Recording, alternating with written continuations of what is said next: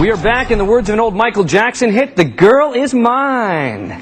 Debbie Rowe, Jackson's ex-wife and mother of his 2 children, supposed to be a witness for the prosecution, but she stood by her man for a second day in his trial, telling the jury Jackson's a great person and a great father, and tearfully describing her feelings towards her ex, saying, "There's different Michaels. There's like my Michael and the Michael that everyone else sees."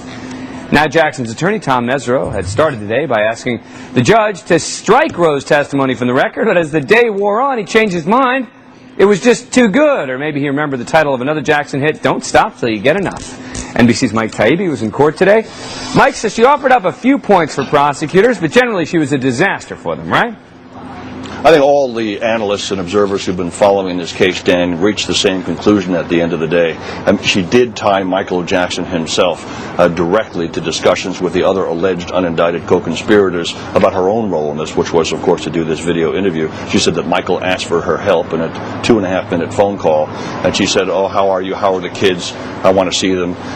When this is all over, when it all shakes out, can I see them?" And he said yes. So that would be the promise that was given in exchange for her cooperation in doing this interview. But she reiterated in as strong and unequivocal language as possible that this was not a rehearsed or scripted interview. She didn't even want to see the questions list.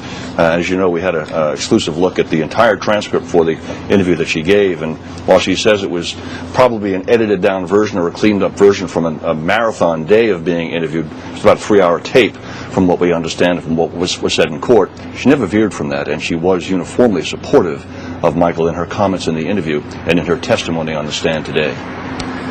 And so, Mike, and I'm going to quote here for a minute, because this is what the DA, Tom Sneddon, promises, number one, in his opening statement. Rowe will tell you their interview was also scripted, only a little bit different from the accuser's family, because they took her upstairs and did a complete rehearsal before they ever brought her down to be interviewed.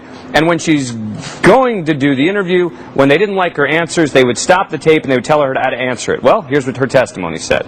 "At some point in time, did you look at a script? Nope. Mr. Drew had questions. I assume they were questions. He had a number of pages and asked if I wanted to see them. And I said no." You know, Mike, Stacey Brown, who's sitting here with me, asked a question. He said, "Was there ever a point in court where the prosecutor said, 'Didn't you tell us in an interview something different?'" You know, there wasn't a time in court, Stacey and Dan, when that happened, and we half expected that it did. After yesterday's 22-minute appearance on the stand, when she first said that she'd never rehearsed anything, wouldn't look at a script, wouldn't look at any question, that there was no script, we wondered overnight. I mean, there has to be something. The prosecutors wouldn't walk into court with a witness who was saying something totally opposite from what she'd said before, if in fact she'd said it. And if she changed her story on the stand, you impeach her to save your own credibility. That didn't happen. So, and I'd asked some sources, too, whether or not in the prior pre-interview with prosecutors and a sheriff's investigator, she had made a specific promise to say that it was scripted, and the sources said no, we didn't see anything like that, but they didn't know what would happen today, and then it did. You got to wonder whether she just snookered the prosecutors here. All right, Mike, well, real quick, Yeah. I mean, she was important. Let's not forget this, because she was supposed to shore up the testimony of the accuser's mother, who said that she, too, was coerced into doing an interview. In her case, a fear of death threats from Jackson's people, the killers, she kept saying, even a threat to disappear her children by hot air balloon. This was a witness who needed shoring up, and Debbie Rowe, if she would have testified that she, too, was coerced, albeit in a different way, would have been an impeccable witness for the prosecution, and a really important one for this jury to have heard.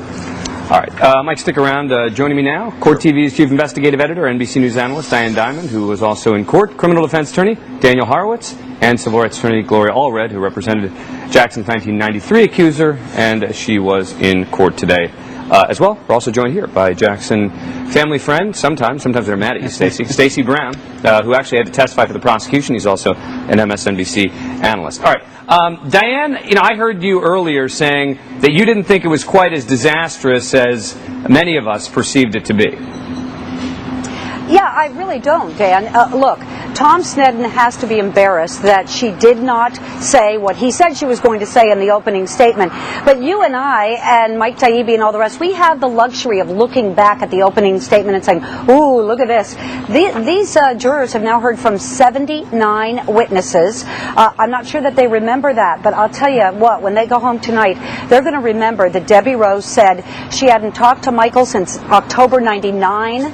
They had a 2.5-minute conversation. She was delighted to help him out, even though she hadn't seen her children in years. And when they did have visitation, she got 8 hours every 45 days. Now, the makeup of this jury, I think, is very important. It doesn't matter what we think or any of the other pundits think. It matters what their mindset is. And of the 12 main jurors, 8 of them are parents. And many of them are women. Most of them are women. There are 8 women, 4 men. So they may be asking, why would a woman give away her children for money? Absolutely, absolutely. And they may also be asking, well, wow, how does Michael Jackson get all these women to do these things? Got the mother, got Debbie Rowe, you know, is he that manipulative? And Tom Mesereau did a fabulous job today getting Debbie Rowe to say, it wasn't Michael, it was all these terrible men around him. But on redirect, they said, well, wait a minute, have you ever been around Michael and all of these terrible men? Well, no. She said she had to admit that she hadn't. She'd only overheard one 2.5-minute telephone conversation with Michael and one unindicted co-conspirator. So I just don't think it was a complete disaster, and I don't agree that all the pundits think that. All right. Well, Gloria, I got to tell you, I mean, the way we're talking about it, though, we're talking about it as if she were a witness for the defense, and then we're pointing out some potential holes in her testimony. No, we're not. I mean, that's to me the way that this all sounds. The bottom line is we're saying, well, you know, it wasn't all good for the defense, but on balance, you know, I don't think there's any other way to look at it. You've got a witness coming on the stand who likes Michael Jackson, who says he's a good father, and you can try and read through the lines and say, well, there was this little point which might have been good and this one. Bottom line, though, on the whole, bad witness for the prosecutors. Well, you could also look at it, Dan, as Michael Jackson, the master manipulator, kind of like a puppeteer. You never really see the puppeteer behind the scenes, but you see people pulling strings. Somehow the puppets are going. And the reason I say that is because she testified that she participated in the rebuttal video after a conversation, 2.5-minute conversation with Michael Jackson, which she expressed an interest in visiting with her children. And she obviously believed that if she participated in this video, she was going to get to see her children, whom she hasn't seen for so many years. And guess what? She never has been able to visit with her children. She's got her parental rights restored. She's litigating it, but he has still not allowed her to visit with the children. It might be that some of the parents on the jury that Diane was just talking about are thinking, what kind of father won't let the mother of his children? What do you mean? What kind of mother? What kind of mother? Wait, what kind of mother says, I asked the kids not to call me mommy? Because I didn't want them to establish a relationship. But it doesn't matter if she's on trial or not. Yeah, but her credibility's on trial. And the point is, what did she say? Do they believe it? How are they going to perceive it? And so the answer isn't just, is she on trial or not? The question is she credible? And how is she going to come across? The question is, have they proven that there was a conspiracy to make a rebuttal video? No, it's not a conspiracy to make a rebuttal video. No, see, that's not what it is. It's not about, is there a conspiracy to make a rebuttal video? That's what the extortion is. No, it's about it's a conspiracy to keep them at Neverland so that they would make the rebuttal video. I've got the indictment right here. You're going to say that it's a crime? Wait. Just so I understand, it's a crime to conspire to make a rebuttal video? No, okay. It's not. But the extortion part of this conspiracy charge is that they were holding them until they made the rebuttal video. They were trying to extort a video out of them. But there's no claim that they did that to her. Michael Jackson called her himself. And she agreed. Michael Jackson had to sign away a confidentiality so she could speak. That makes him an active participant twice. And she was fully feeling that after she did it, she'd get to see her kids. How does it make her an active participant? That is part of some sort of concern. Wait. He has to sign the agreement, because otherwise she's not allowed to talk. How does that implicate? That makes him an active participant. What do you mean active participant? There's no other way she can talk. You know, I'm listening to this commentary, Dan. He I have to tell you, Dan, I came out of the court. Go ahead, Mike. My take. This sounds so much like another reporter I heard coming out of court today, another reporter who was invested in the result in the story, who said, could you believe that woman? She was just as crazy as the accuser's mother was. She was lying, and all the jurors saw it. And I said, did you really think so? And this reporter said, oh, come on. Well, I don't think this witness came across that way at all. At all that way. I don't think any of the observers that came out said that either. Hang on, here's the one part. This is a story about whether this witness corroborated the accuser's mother's story. Here's the part about it, though, where I agree with Diane. That I don't think that, while I think that on the whole this witness was not helpful at all to prosecutors, there were some points. I'm going to challenge Daniel Horowitz with this, all right? Question. Why did you do it? Meaning, why did you do the rebuttal video?